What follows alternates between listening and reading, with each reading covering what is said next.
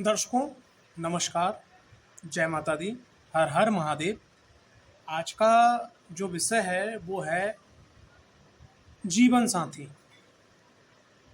जीवन साथी के बारे में आज का जो विषय है वो विश्लेषण के ऊपर है। हर किसी के व्यक्ति के मन में, चाहे वो स्त्री हुई चाहे वो पुरुष हुआ, उसके मन में जिज्ञासा रहती है कि जीवन साथी जो हम कुंडली में देखते हैं सप्तम भाव से, कि जीवन साथी का स्वामी कहाँ बैठा है, जीवन साथी का स्वभाव कैसा रहेगा, जीवन साथी के जीवन में आने के बाद में लाभ होगा, हानि होगा या सामान्य जीवन गुजरेगा और कैसा जीवन चलेगा। तो ये कुछ मुख्य क्वेश्चन है जो आज की वीडियो में लिए गए। देखिए, आप ईश्वर की तरफ अगर आगे बढ़ते हैं तो ईश्वर की तरफ आपने देखा सुना, लोगों के बताए गए अनुसार कि शिव और शक्ति यानी कि भगवान शिव और माँ पार्वती, भगवान नारायण और महालक्ष्मी, भगवान ब्रह्मदेव और माँ सरस्वती। तो ये अगर सरल भाषा में कहा जाए, ये जीवन के दो एक ऐसे पहिए हैं कि अगर एक भी पहिया गड़बड़ाता है तो जीवन का जो एक माहौल होता है वो अस्त व्यस्त हो जाता है। तो बैलेंसिंग होना बहुत ज़रूरी है। आपके पास करोड़ों रुपए है, अरबों रुपए है, लेकिन आपका जीवन साथी का संपूर्ण सुख आपको नहीं मिल पा रहा है, या आपके पास जो है, कहने का तात्पर्य कि आपने सब कुछ अर्जित कर लिया लेकिन जीवन साथी आपको सपोर्ट नहीं कर पा रहा है, तो वो भी बेकार है। और आपने देखा होगा एक गरीब की कुटिया में जहाँ पति और पत्नी, ठीक है, आपका जीवन साथी आपको कंधे से कंधे मिला के आपके संग में चल रहा है, आपकी हेल्प कर रहा है, आपको समझ रहा है, तो वो चीज़ें जो हैं वो बहुत बेस्ट हो जाती हैं। कहते हैं कि जहाँ जोड़ा खुशहाल, वहाँ पर वो जो जगह होती है वो स्वर्ग समान हो जाती है। ठीक है, अब क्या है कि एक बड़ा सा मकान है, बहुत सारा मतलब अच्छा बेडरूम है, बहुत सारा एसी और बहुत सारा डेकोरेशन, बहुत सारी नौकर सर्वेंट्स सब लगा हुआ है, लेकिन क्या हो रहा है, पत्नी अपने कमरे में, पति अपने कमरे में, पति पत्नी से बात नहीं करना चाह रहा है, एक दूसरे के पास समय नहीं है, बहुत सारी चीज़ें हैं। तो आज का जो विश्लेषण है वो है कि हमारी जो लाइफ है वो उसमें लविंग कैसे आए, यानी कि जो जीवन साथी है, जीवन साथी के पहले हमें स्वभाव को समझना होगा। ठीक है, और सबसे पहले जो होता है, जो चीज़ आपको देखना है, पॉइंट बाई पॉइंट देखना है आपको। सबसे पहले हम ये देखेंगे कि जीवन साथी के भाव का स्वामी कहाँ बैठे हैं, ये हमें सबसे पहले क्लियर करना है। लेकिन उससे पहले आप लोगों से रिक्वेस्ट है, सभी निवेदन है कि अगर आपने अभी तक चैनल को सब्सक्राइब नहीं किया है तो चैनल को सब्सक्राइब करना, वीडियो को लाइक करना बिल्कुल ना भूलें। देखिए, आप अपनी लगन कुंडली निकालेंगे, ठीक है, तो वहाँ पर क्या है कि ये आपका यहाँ से स्टार्ट, यहाँ पे हो सकता है 1 से लेकर 12 तक कोई भी संख्या लिखी होगी, जो भी संख्या लिखी हो उसको आप पहला घर मानेंगे। यहाँ से लिखिए 1 2 3 4 5 6 7, सातवां जो घर है, ठीक है, ये हमारे जीवन साथी को दर्शाता है। अब यहाँ पर जो भी संख्या लिखी होगी, 1 नंबर, 2 नंबर, 3 नंबर, 5 नंबर, 1 से लेकर 12 तक, ठीक है, तो जिसमें मैं आपको बता दूं 1 और 8 के स्वामी मंगल हैं, ठीक है, 9 और 12 के स्वामी गुरु हैं, 3 और 6 के स्वामी बुध हैं, 10 और 11 के स्वामी जो है शनि हैं, ठीक है, 4 के स्वामी चंद्र हैं और 5 के स्वामी आपके सूर्य हैं। तो जो भी संख्याएं लिखी होगी वो आपके इस भाव के स्वामी हैं। हमें सबसे पहले ये देखना है कि वो स्वामी कहाँ बैठे हुए हैं। अगर सप्तम भाव के स्वामी लगन में आकर बैठे हुए हैं तो व्यक्ति एक दूसरे को समझने वाले होंगे, ठीक है, नॉर्मली समझने वाले होंगे। थोड़ी देर के लिए किरकू होगी, थोड़ी देर के लिए मतलब अनबन होगी, यहाँ हम कह सकते हैं कि मतभेद तो हो सकता है लेकिन मनभेद नहीं होगा। सप्तम भाव के स्वामी अगर द्वितीय भाव में बैठे होंगे, सप्तम भाव के स्वामी अगर द्वितीय भाव में बैठे होंगे तो ऐसे में क्या है, व्यक्ति काम धंधा जो करेगा, ठीक है, जैसे मान लिया आपकी कुंडली है और आपकी कुंडली में सप्तम भाव के स्वामी जो है द्वितीय भाव में बैठे हैं, वो आप पुरुष हैं, तो आपका मान सम्मान परिवार में, कुटुंब में रहेगा और धन की स्थिति हमेशा जो है अच्छी बनी रहेगी। ठीक है। सप्तम भाव के स्वामी अगर मान लिया पराक्रम भाव में बैठे हुए हैं, तो क्या होगा कि जीवन साथी के आने के बाद ही आपकी जो मेहनत है वो बढ़ जाएगी, आपको मेहनत करनी ही होगी, ठीक है, मेहनत करनी होगी, पराक्रम करना होगा, तब आप अपने जीवन में सफल हो सकते हैं, ठीक है। और यहाँ पर यूं देखा गया है कि अगर सप्तम भाव के स्वामी अगर मान लिया थर्ड हाउस में बैठे हुए हैं, जैसे आप पुरुष हैं और आपकी कुंडली में सप्तम भाव के स्वामी थर्ड हाउस में बैठे हुए, तो आपकी जो वाइफ है, ठीक है, तो उसकी अनबन कहीं ना कहीं आपके छोटे भाई बहनों से रहेगी। और कहीं अगर स्त्री है, ठीक है, और स्त्री की कुंडली में सप्तम भाव के स्वामी अगर मान लिया पराक्रम भाव में बैठे हुए हैं, तो यहाँ पर एक कंडीशन ये होगी कि जो आपकी पत्नी होगी, पत्नी के जो मायके के लोग उसके छोटे भाई बहन होंगे, उनसे आपकी अनबन होनी होना, ठीक है। अब उसके बाद में बात करते हैं, सप्तम भाव के स्वामी अगर शुक्र भाव में बैठे हुए हैं, तो ये अपने आप में बहुत बढ़िया योग है, ठीक है। जीवन में ऐश्वर्य, मान सम्मान, यश, कीर्ति, वैभव सब आपको जो है यहाँ पर प्राप्त होगा, ठीक है। और पत्नी के या पति के जीवन में आगमन से ये चीज़ें बढ़ेंगी। सप्तम भाव के स्वामी पंचम भाव में बैठे हैं, तो ये बहुत बढ़िया योग इसलिए माना जाता है कि जिसकी कुंडली में, जैसे मान लीजिए पुरुष की कुंडली में सप्तम भाव के स्वामी पंचम में बैठे हैं या स्त्री की कुंडली में पंचम भाव के स्वामी सप्तम भाव में बैठे हैं, ठीक है, हमें अपनी कुंडली देखना है।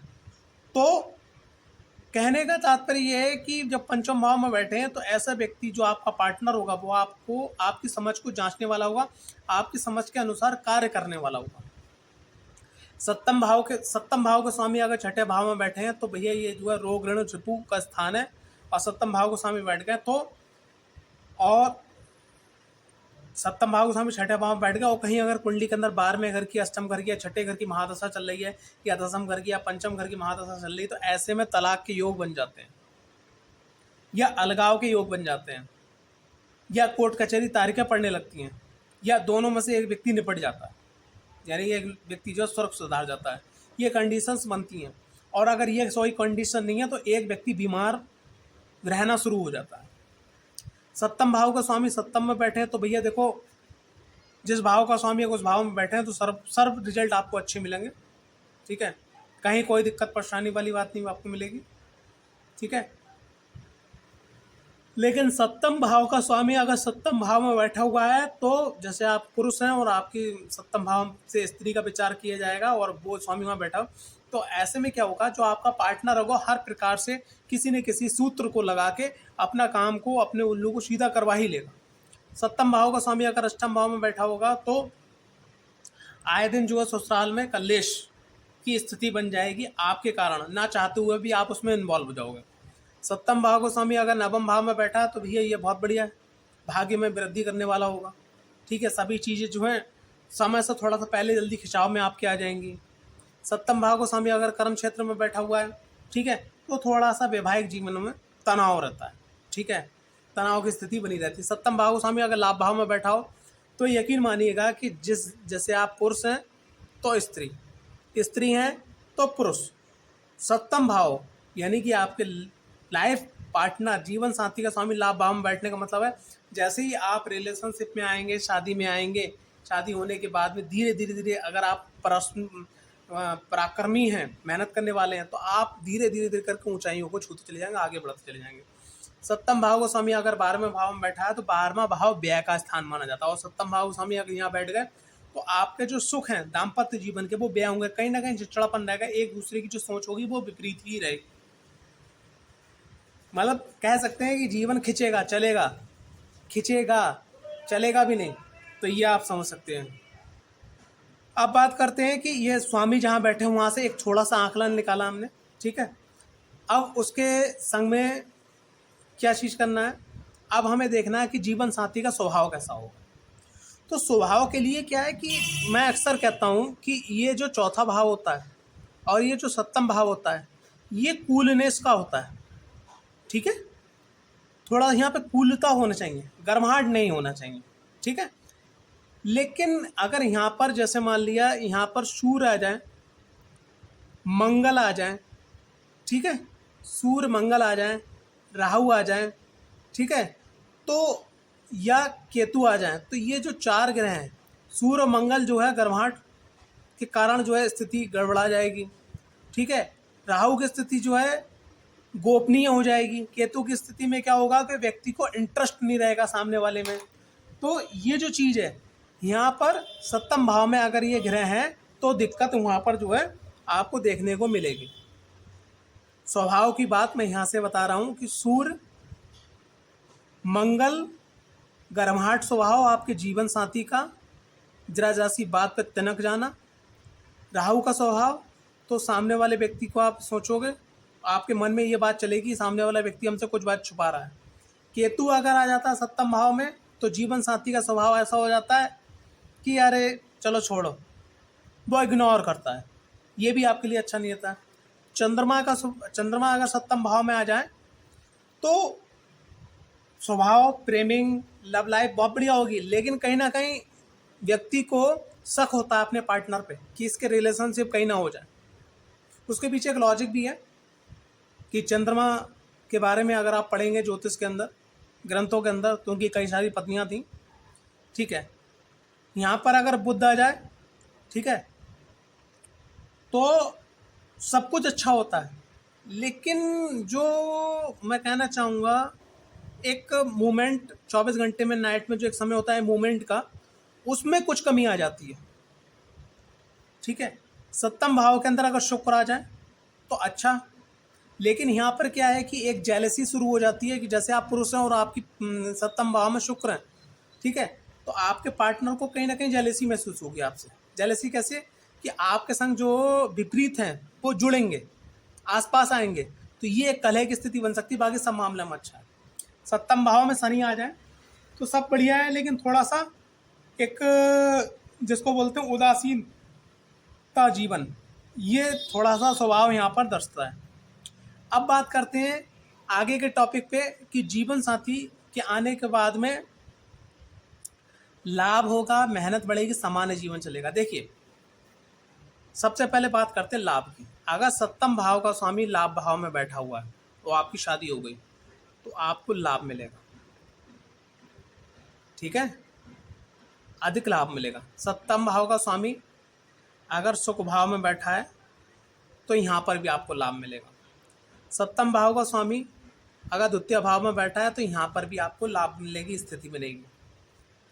सप्तम भाव का स्वामी, ठीक है, अगर भाग्य भाव में बैठा हुआ है तो यहाँ पर आपको समानता मिलेगी, एक अच्छा।